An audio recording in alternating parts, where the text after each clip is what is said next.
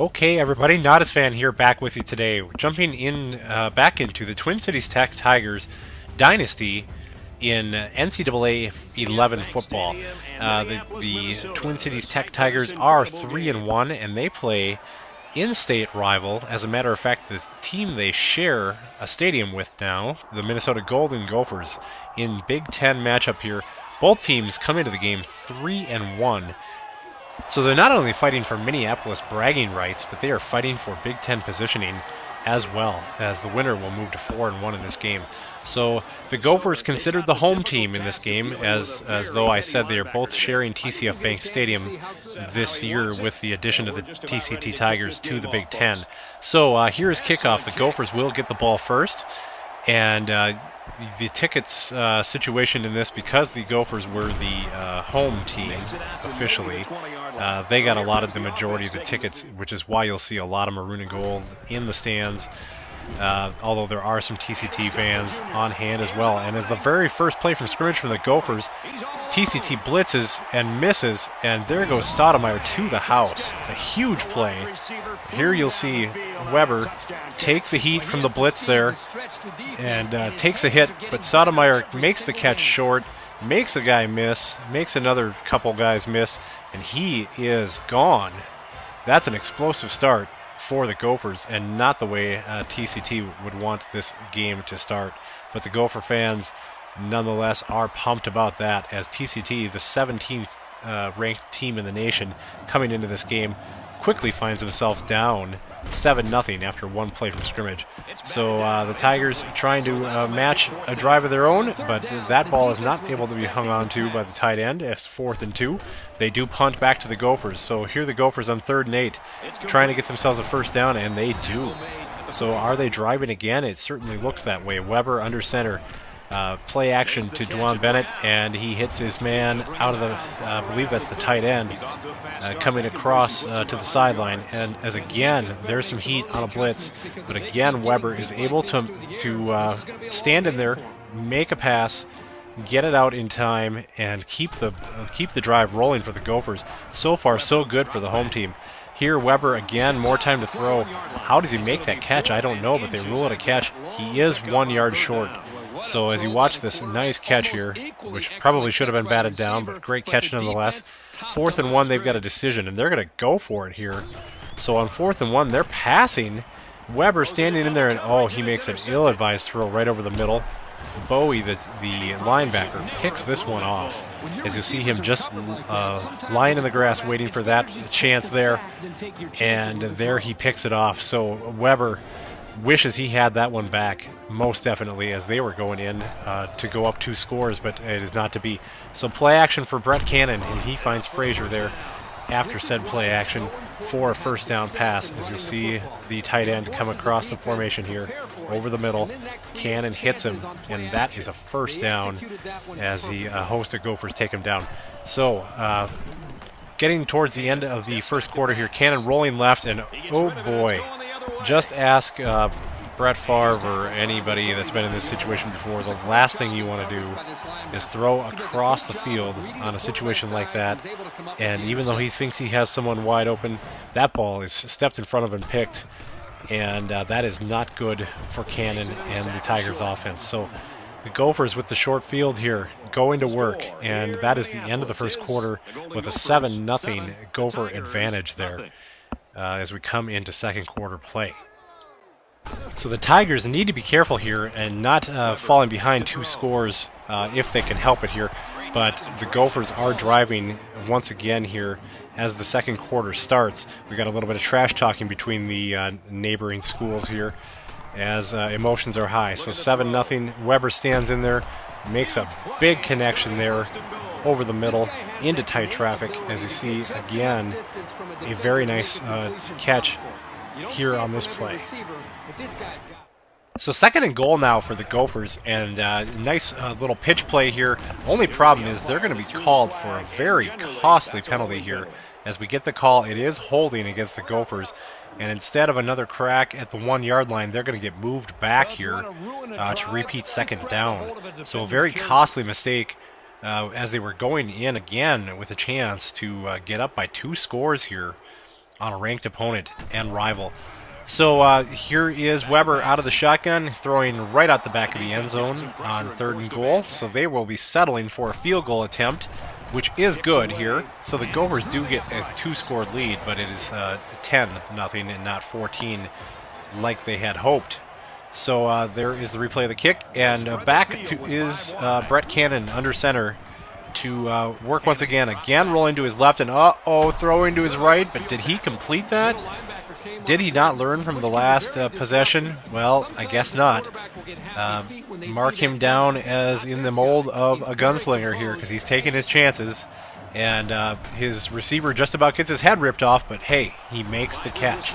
So that one, a little bit more conventional on the slant, as Cannon feels some pressure, does get hit.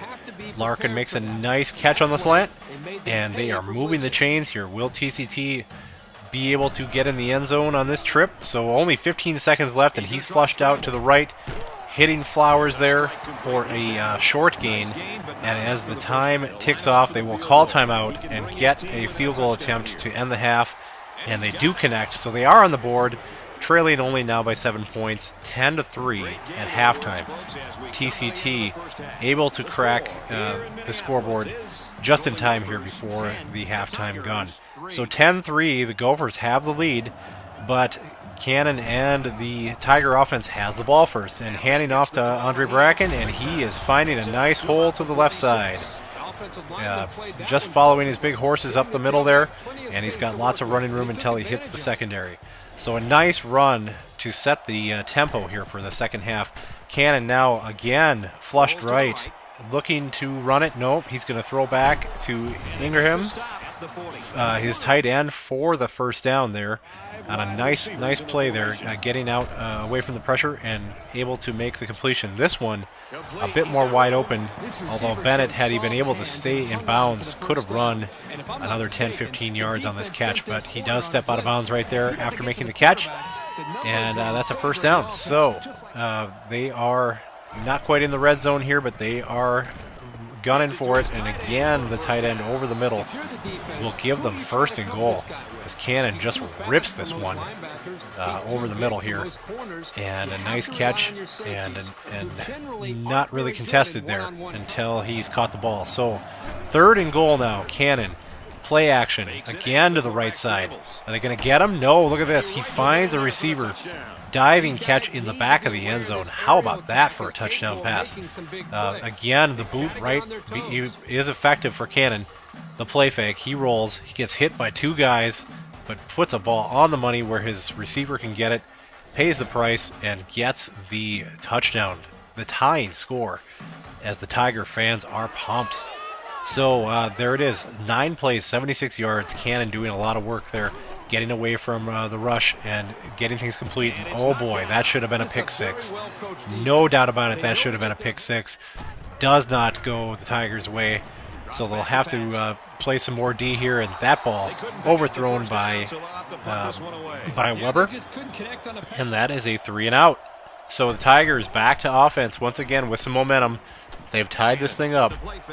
Once down 10-0, now a tie game 10-10. Finds Bracken out of the backfield for a first down. 2nd and 10 here now at the 30. A quick little pass out to Flowers, and he's going to get 9. That's 3rd and inches. As you see the replay here, Cannon, quick decision, getting it out in the open there where his receiver can catch it and turn and get some yardage. So just short of a first down, but they are on the move as the 3rd quarter ends. We still have a tie ball game, 10-10, with the Tigers threatening to score. So that is where we pick up the start of the 4th quarter here, 2nd and 10. Play fake once again. Cannon over the middle, touchdown pass. That is a thing of beauty. The play action works perfectly. As you see the replay here, great play action. Hitting his man for the touchdown right in the middle of the end zone there. So TCT has scored 17 unanswered to take a 17-10 lead. As you see Cannon's stats on the drive again, hitting Larkin for the touchdown pass. Gophers fans getting a little bit more than nervous at this point, saying, how can we be getting beat by our upstart in-town rivals here? So trying to move the ball here, trying to kill some clock, basically. not able to get a first down, so the Gophers get the ball back. But here is the play of the game, really. Stripped and a fumble, and the Tigers are able to grab it.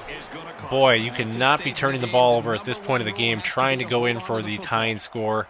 But there it is. Hazy, the fullback, is stripped of the ball by his counterpart 35 on the other side of the ball. So that is Tiger football, and on 2nd and 7, they are throwing, and oh boy, that's a scary pass, but he puts it only where his receiver can get it. Oh, this really could have been bad news had he underthrown this ball. But his receiver Frazier gets up, as does the defender, but Frazier gets up and gets that ball, and that's a huge first down. So now all they really need to do is kill the clock, and look at this, they hand off to Murphy, who's the fullback, but that guy is actually a lineman playing fullback. Just bullies his way through for a first down, as does Bracken here on 3rd and inches. And this game is all but salted away now. Tigers will, on 3rd and inches, get into the end zone with another handoff to Bracken, just to make sure, for good measure. There it is. He dives on in onto the field turf, and that is another touchdown. So a game that was very close coming down the wire to the start of the 4th quarter becomes a little bit more separated as we get down to the end of the game here, as Weber just gets drilled trying to avoid a rush and get a deep pass off. That will cause time to expire, and the Tigers win the Battle of Minneapolis here. There's no trophy for this rivalry game yet, and it's really not even much of a rivalry, but it is sure to be so in the future here as the Tigers take out the Golden Gophers. Next time, the Purdue Boilermakers come to town to take on the TCT Tigers. Please do come back as we continue this Dynasty series. And for Bracken, his great performance earns him our player of the game. For the Tigers, they continue what should be a strong season by increasing their mark to 4-1. And for Minnesota, they fall to 3-2 on the season.